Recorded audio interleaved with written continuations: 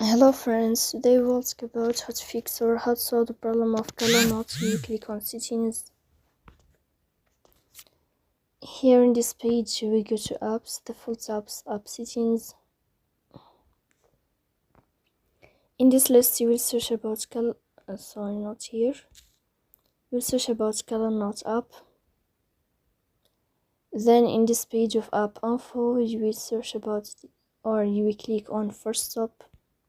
Then we click OK.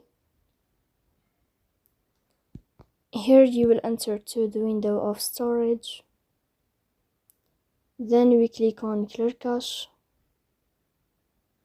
But pay attention, don't click clear data because that can delete your account. In the end you can turn on your airplane mode and you can turn off your airplane mode again. So please don't forget to support us by like and subscribe. See you next time.